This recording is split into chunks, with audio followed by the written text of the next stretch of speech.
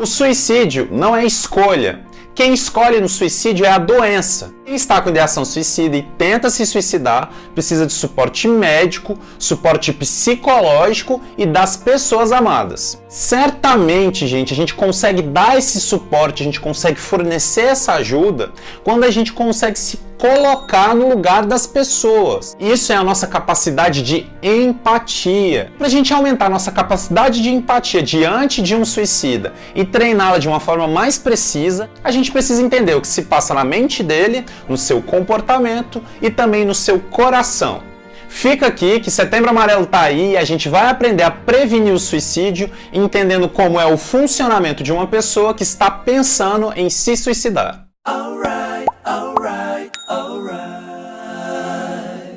O ato suicida é caracterizado por ser executado pela própria pessoa, ele é consciente e intencional, em que o objetivo é a morte, e ele é feito utilizando um método que a pessoa acha que vai matá-la. O suicídio é uma questão de saúde pública e cabe a todos nós lutar para prevenir que isso continue acontecendo, acabar com esse verdadeiro silêncio que se passa às vezes dentro da nossa sociedade. E se você quer fazer parte dessa corrente do bem, quer ser essa pessoa diferenciada, que vai realmente mudar o mundo, que vai levar coisas boas para as pessoas que estão precisando ouvir essa mensagem, segue esse canal, se inscreve, coloca o sininho ali para você ser informado dos novos materiais que a gente vai publicar aqui no Setembro Amarelo e compartilha esse vídeo no WhatsApp, no Facebook, onde você puder.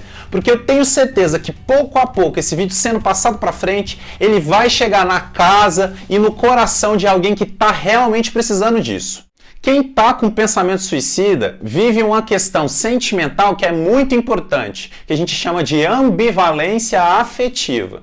Você já parou para pensar quanto que deve ser difícil uma pessoa chegar à conclusão que morrer seria a solução melhor para a vida dela? Mas a gente, como ser humano, pessoal, a gente não quer morrer, a gente quer viver. Isso é nosso instinto natural. E essa situação em que em alguns momentos você tem certeza do que você quer, em outros momentos você não tem, te gera dúvida, te gera dor, te gera sofrimento. No pensamento e no sentimento do suicídio, o morrer e viver, eles ficam se confundindo. Ao mesmo tempo que ele quer acabar com a dor, que ele quer fugir desse sofrimento, ele tem ainda o instinto natural de viver. E os suicidas aí, eles acabam ficando confusos e dentro de toda essa confusão, de toda essa desorganização, eles acabam sendo carregados por essas vivências negativas, por esses sentimentos negativos, por esse pulsar, por essa presença da morte como solução. Então, se o suicida tem aí dentro dele essa dúvida, essa ambivalência do morrer e do viver, como que a gente organiza tudo isso, como que a gente consegue trazer ele para um lado mais saudável, tentando reforçar o desejo de viver. E é exatamente aí que você entra, exatamente aí que você estende a mão e que você fornece um suporte para alguém que está com esse tipo de pensamento. E se você acha que alguém que você ama está passando por essa ambivalência, por essa dúvida, por essa dor, e você acha que você pode fornecer esse suporte, pode trazer esse reforço para o desejo de viver, clica no card que eu vou colocar aqui em cima que você pode saber como que você vai fornecer a ajuda necessária de uma forma correta, adequada para essa pessoa. Outra característica que quem está com ideação suicida tem é a impulsividade. É aquela incapacidade de você decidir se você realmente quer fazer aquilo que você está pensando.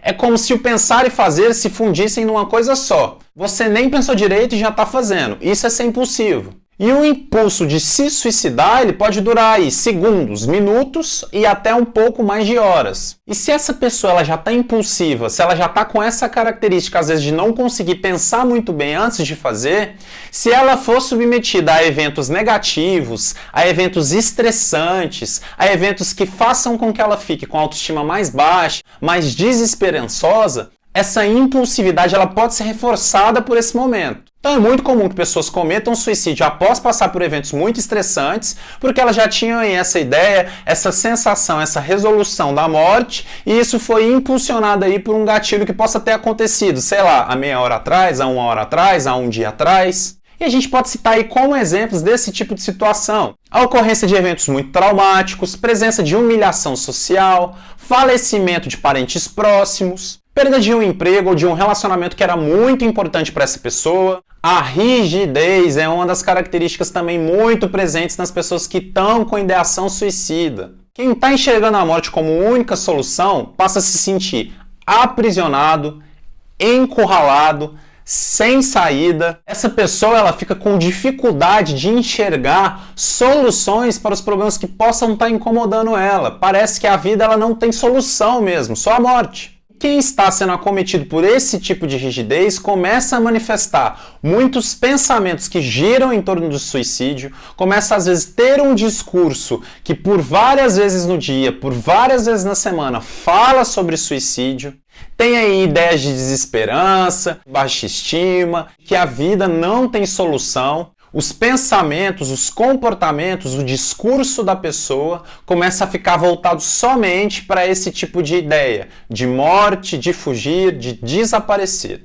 E vocês perceberam, pessoal, que nessas características desse funcionamento adoecido do possível suicida, ele tem aí uma distorção da realidade. Ele tem uma visão negativa dele mesmo, do mundo, ele tem uma percepção inexistente do futuro. O passado e o presente, eles só ficam reforçando as sensações negativas que ele tem do viver. E se você tem alguma pessoa que está pensando em se suicidar perto de você e prestar bastante atenção nela, você vai ver que ela tem muitas preocupações e medos irracionais. O suicida frequentemente, ele sente aí o que eu chamo do DDD do suicídio, que é o desamparo, a desesperança e o desespero.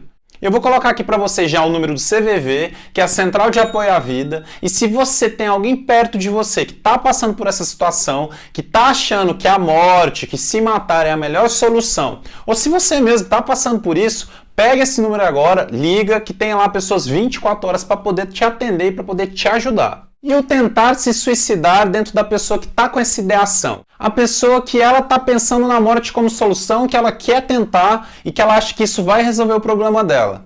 E ela vai lá, faz a tentativa do jeito que ela acha que vai ser fatal e não consegue o que ela queria. Como que você acha que essa pessoa se sente? Presumivelmente a gente pode achar que essa pessoa vai ficar com a autoestima baixa, vai achar que ela não consegue nem se matar, vai ficar entristecida por não ter conseguido pôr fim ao seu sofrimento, à sua dor. Isso tudo são pensamentos e sensações que passam sim pela tentativa mal sucedida de um suicida. Quando uma pessoa tenta se suicidar e não consegue e vai procurar uma ajuda médica, uma ajuda psicológica, às vezes sim aparece a indicação de uma internação psiquiátrica. E nessa indicação de internação psiquiátrica, essa pessoa que tentou se suicidar, ela pode se sentir punida, ela pode se sentir aprisionada, ela pode se sentir obrigada a estar fazendo uma coisa que ela não tem desejo de fazer, e também ter aquela sensação de que realmente ela chegou no fim, ela chegou no fundo do poço. A gente precisa ressaltar aqui que nem sempre a internação psiquiátrica, nos casos de tentativa de suicídio, é necessária. Geralmente a gente indica a internação psiquiátrica de uma pessoa que tentou se suicidar em dois principais casos. Número 1, quando essa pessoa ela não tem um suporte familiar adequado. E número 2, quando essa pessoa permanece com a intenção e com um planejamento claro de se suicidar. Quando a pessoa tem um bom suporte familiar, quando se tem uma família que acompanha ela nas consultas, que está preocupado com a situação e que pode se responsabilizar pelo início do tratamento em casa, o ideal é que essa pessoa fique próximo das pessoas que ela gosta, que ela ama. Mas aí dentro dessa ocasião tem que ser combinado de uma forma bem detalhada e bem explicada para que a pessoa que tentou se suicidar não fique se expondo a novas tentativas de suicídio. Essa pessoa ela vai ter que ser observada e acompanhada 24 horas por dia pelos familiares, não vai poder ser deixada sozinha, as portas da casa devem permanecer abertas, ela deve ficar longe de materiais cortantes, de materiais químicos, perigosos, e se for iniciado um tratamento, as medicações devem ser mantidas sob a custódia do familiar e sob a responsabilidade dele. Esse acordo, esse conjunto de regras que a gente cria para a pessoa voltar para casa junto com o familiar, se chama internação domiciliar. E, geralmente, numa primeira abordagem de uma tentativa de suicídio, é uma conduta menos agressiva, menos invasiva. Mesmo assim, indo para casa, estando com o familiar, a pessoa que tentou se suicidar pode se sentir agredida, vigiada, com a sua intimidade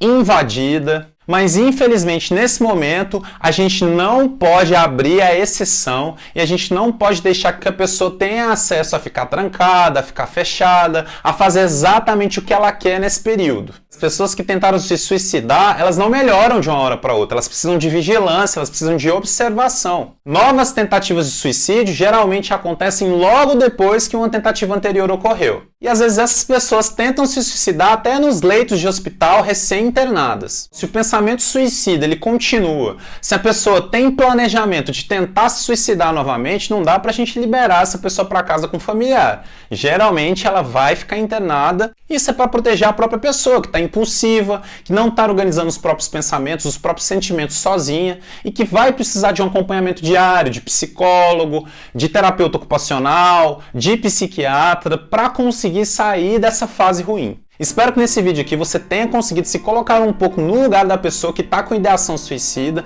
se colocar um pouco na pele e ter mais ou menos a visão, as sensações e os pensamentos que ele pode estar tendo. Isso vai te ajudar a desenvolver uma maior empatia por essas pessoas, vai fazer com que você julgue menos as suas atitudes e os seus comportamentos e vai fazer com que assim elas se abram mais com você, você crie uma relação mais próxima e forneça suporte para elas, promovendo a prevenção do suicídio nesse Setembro Amarelo e durante todo o ano de uma forma mais eficaz. E se você está aqui, eu sei que você é do bem, que você vai fazer coisas boas para as pessoas que estão ao seu redor e que vai divulgar essa mensagem aí para a gente combater o suicídio. Beijão, valeu, falou e tchau. Continue me acompanhando nas redes sociais.